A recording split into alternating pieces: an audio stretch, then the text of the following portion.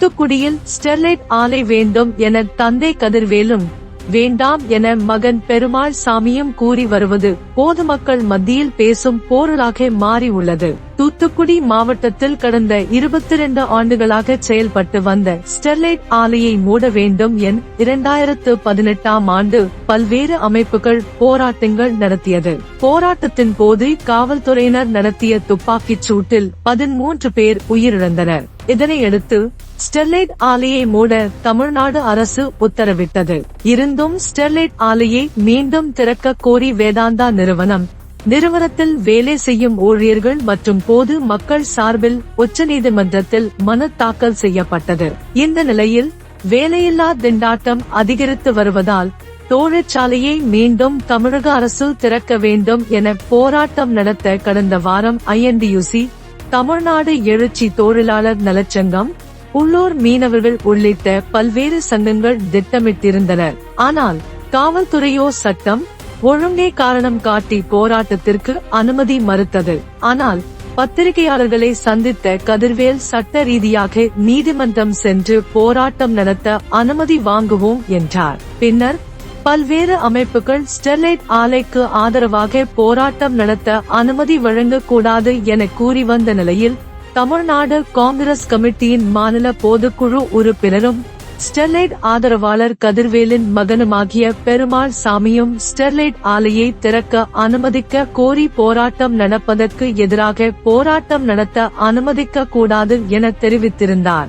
இந்த நிலையில் இன்று பத்திரிகையாளர்களை சந்தித்த பெருமாள் சாமி, ஸ்டெர்லைட் ஆலை நிர்வாகிகளான சுமதி, இசக்கியப்பன் ஆகியோர் பொதுமக்களிடம் பணத்தை கொடுத்து போராட்டத்தை தூண்டுகின்றனர். ஸ்டெர்லைட் ஆலை வழக்கு நிலுவையில் உள்ள நிலையில் திறக்க வேண்டும் என போராட்டம் நடத்துவதாக கூறி வருவது கலவரம் நடந்து விடுமோ என்று அச்சமாக உள்ளது.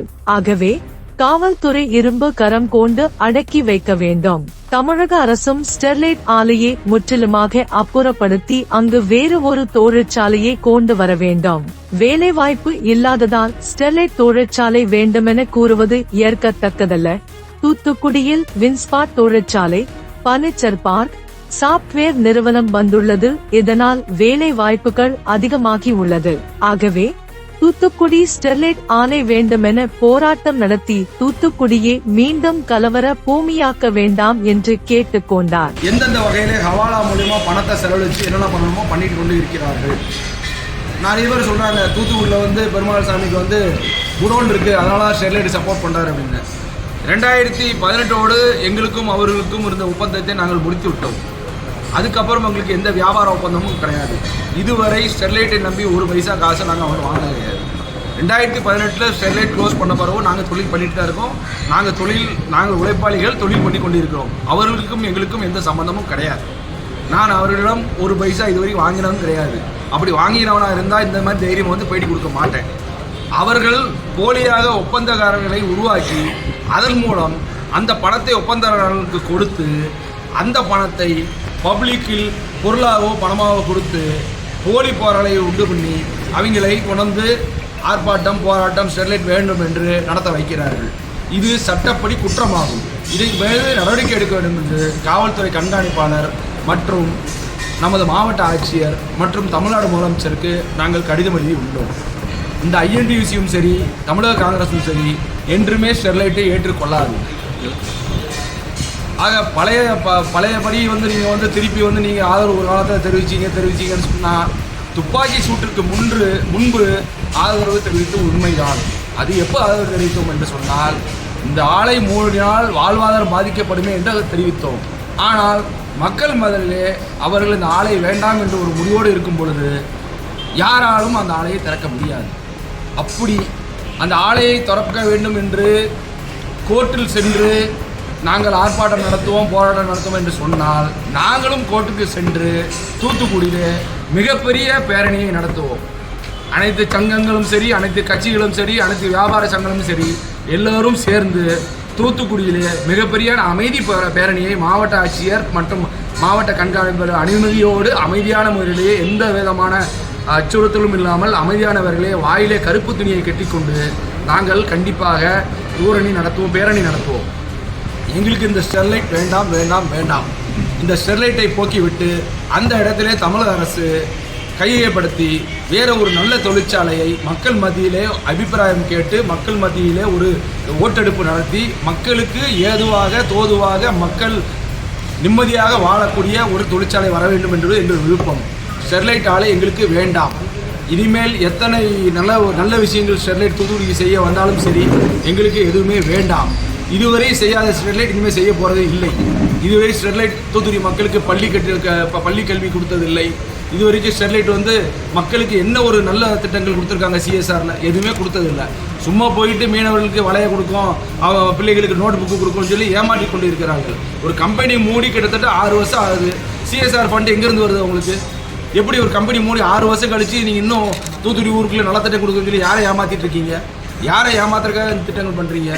நாங்கள் மாவட்ட ஆட்சியரும் சரி, மாவட்ட கண்காணிப்பிலும் சரி, முதலமைச்சரும் சரி, இந்த ஹவாலா பணம் யார் மூலியமாக வருது என்று சிபிஐ விசாரிக்க வேண்டும், அல்லது தமிழக அரசு விசாரிக்க வேண்டும், கிரைம் பிரான்ச் விசாரிக்க வேண்டும். எப்படி இந்த பணத்தை அவர்கள் கொண்டு போய் யார் யாருக்கெல்லாம் கொடுத்து இந்த போராட்டங்களை தூண்டி விடுகிறார்கள் என்று விசாரிக்க வேண்டும் என்பதை தாழ்மையோடு கேட்டுக்கொள்கிறேன். மீனவ சங்கங்கள் என்ற போர்வையில் ஒரு சில பேர் ஸ்டெர்லைட்டுக்கு ஆதரவாக இருக்கிறார்கள். அவர்கள் உண்மையான மீனவ சங்கங்கள் கிடையாது. ஆக நாங்கள் இந்த இடத்திலே உறுதியாக ஒன்று கூறிக்கொள்கிறோம், யார் வந்தாலும் சரி அவங்க கூட சேர்ந்து ஸ்டெர்லைட்டுக்கு எதிர்ப்பாக நாங்கள் போராடுவதற்கோ பேரணி நடத்துவதற்கோ அவர்களோடு சேர்ந்து தமிழக காங்கிரஸும் சரி, அகில இந்திய தொழிற்சங்க காங்கிரஸும் சரி தயாராக இருக்கும். இதுக்கு செல்வப்பிறந்தை தமிழ்நாடு காங்கிரஸ் தலைவர் செல்வப்பிறந்தை அவர்களிடமும், தமிழ்நாடு தொழிற்சங்க அதாவது ஐஎன்டிசியின் மாநில தலைவர் திரு ஜெகநாதன் அவர்களும் ஒப்புதல் வாங்கிவிட்டேன். ஆக 2 பேரிடம் ஒப்புதல் வாங்கி தான் இந்த பேட்டியை கொடுக்கிறேன். ஆக தமிழக காங்கிரஸும் சரி, தமிழ்நாடு ஐஎன்டிசியும் சரி எக்காலத்திலும் ஸ்டெர்லைட்டுக்கு ஆதரவாக இருக்காது. நீங்கள் ஒன்று கேட்கலாம், 2018 நீங்கள் எப்படின்னு? 2018 இதே வஉசி கல்லூரிக்கு ஸ்டெர்லைட் ஃபண்ட் பண்ணாங்க. தாமரை முட்டுக்கள் திட்டத்தில் வஉசி கல்லூரிக்கு ஸ்டெர்லைட் ஃபண்டு பண்ணாங்க. இன்றைக்கி ஃபண்டு வாங்குறது இல்லை அவங்க. ஆக 2018 வரை எல்லாருமே பயன்பெற்றார்கள் ஸ்டெர்லைட்டை வைத்து. ஆனால் 2018க்கு அப்புறம் எல்லாருமே அமைதியாகிவிட்டார்கள். ஆக எங்கள் நிலைமையும் அதுதான். 2018 என்னைக்கு துப்பாக்கி சூடு நடந்ததோ, மக்கள் அப்பாவி மக்களை துப்பாக்கி சூட்டில் ஸ்டெர்லைட், என்னை பொறுத்தவரைக்கும் ஸ்டெர்லைட் தான் சுட்டு கொண்டான்னு சொல்லுவேன். அதனால் என் மேலே கேஸ் போட்டால் போட்டுக்கிட்டோம், பிரச்சனை இல்லை. காவல்துறை சுட்டு கொண்டான்னு சொல்ல மாட்டேன், ஸ்டெர்லைட் தான் சுட்டு கொண்டான். ஸ்டெர்லைட் சுட்டு கொண்டதுனால நாங்கள் ஸ்டெர்லைட்டை இனிமேல் ஏற்றுக்கொள்ள மாட்டோம். இனிமேல் எப்பொழுதுமே ஏற்றுக்கொள்ள மாட்டோம். துப்பாக்கி சூட்டுக்கு அப்புறம் நான் எங்கேயாவது ஸ்டெர்லைட்டுக்கு ஆதரவாக பேட்டியோ அல்லது ஸ்டெர்லைட் ஆதரவாக கருத்தோ தெரிவித்து இருந்தால் சுட்டி காமிங்கள் பார்ப்போம். ஆக இது எங்கள் கட்சிக்குள்ளேயே ஒரு கழகமாக வந்து கொண்டிருக்கிறது. நீங்கள் ஸ்டெர்லைட் ஆதரவாளர், நான் இன்றும் ஸ்டெர்லைட் ஆதரவாளர் கிடையாது. நான் ஸ்டெர்லைட் ஆதரவாளரும் கிடையாது, எதிர்ப்பாளரும் கிடையாது. மனநிலையில் நான் இருந்தேன்.